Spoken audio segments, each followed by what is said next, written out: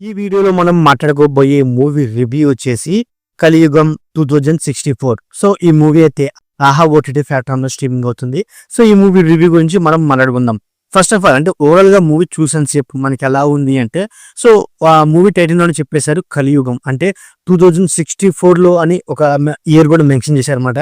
So కలియుగం concept మీద మనకి ప్రభాస్ గారు కల్కి మూవీ అవనండి, అండ్ అలాగే ఉపేంద్ర గారు తీసిన యుఐ మూవీ అవనండి.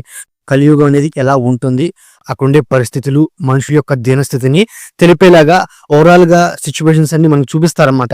చూపించినప్పటికీ ఫస్ట్ ఈ కలియుగం అనే కాన్సెప్ట్ అండ్ అలాగే దాన్ని ప్రజెంట్ చేసిన విధానం మెయిన్ గా డైరెక్టర్ గారు మెచ్చుకోవాలని చెప్పుకోవచ్చు అనమాట. సో బట్ నాకైతే అంటే ప్రభాస్ గారి కల్కిని చూసి ఏమన్నా ఇమాజిన్ చేసుకుని తీసారనే ఫీల్ అయితే కలిగిందనమాట. సో బట్ ఈ కలియుగం 2064 మూవీలో మెన్షన్ చేసింది ఏంటంటే ఒక మానవత్వాన్ని ఒక ప్రజెంట్ చేశారనమాట. సో మనిషి అనేవాడు ఎలాంటి పరిస్థితిలో ఉన్నా అండ్ అలాగే ఎలాంటి యుగంలో ఉన్నా సో తను ఒక మనిషిలాగా బిహేవ్ చేయాలి కానీ మృగంలా బిహేవ్ చేయకూడదు.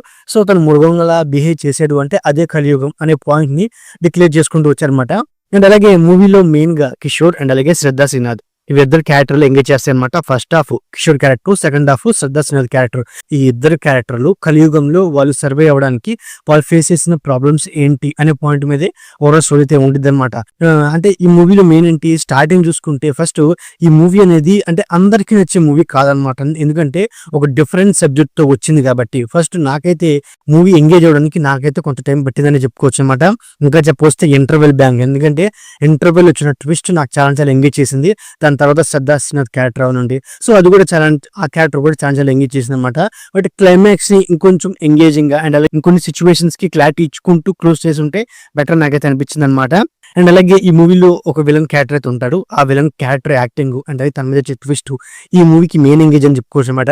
అండ్ అలాగే 2064 లో సో డబ్బులు ఉన్న వాళ్ళు ఎలా బతుకుతారు అండ్ అలాగే డబ్బులు లేని వాళ్ళు ఆఖరి కోసం ఎలా అలమటిస్తూ ఉంటారు అండ్ అలాగే సో వాళ్ళు ఒకరిని ఒకరు చంపుకొని ఎలా తింటారు. సో ఇలాంటి పాయింట్ల మీద వెళ్ళినప్పటికీ డబ్బులు ఉన్న వాళ్ళు రెసిడెన్సీ అని ఒక నగరం నిర్మించుకొని వాళ్ళు సేఫ్ హౌస్ లో ఉంటారనమాట. అండ్ అలాగే డబ్బులు లేని వాళ్ళు లిబర్టీస్ గా అండ్ అలాగే ఆకలి కోసం పోరాటం చేస్తూ ఉంటారు అనమాట. సో అంటే ఇలాంటి సిచ్యువేషన్ చూపించినప్పుడు ఇక్కడ మెయిన్ గా ఎమోషనల్ ట్రాక్ అంతగా వర్కౌట్ అవ్వలేదు. అండ్ అలాగే సో మూవీ అనేది ఇంటర్వెల్ లో చాలా చాలా ఎంగేజ్ చేసింది అనమాట. దాని తర్వాత ఆ హైప్ ని ఓవరాల్ క్లైమాక్స్ వరకు ఎంగేజింగ్ తీసుకెళ్ళకపోయారని చెప్పుకోవచ్చు అనమాట.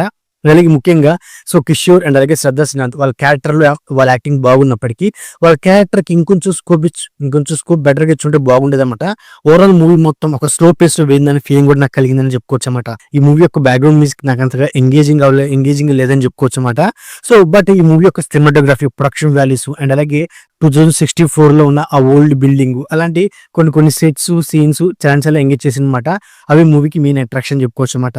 సో ఓవరాల్ గా ఇదండి కలియుగం 2064 మూవీ రివ్యూ. సో నా రివ్యూ నచ్చితే వీడియోకి ఒక చిన్న లైక్ అలాగే మన ఛానల్ సబ్స్క్రైబ్ చేసుకోండి. Okay, thank you all.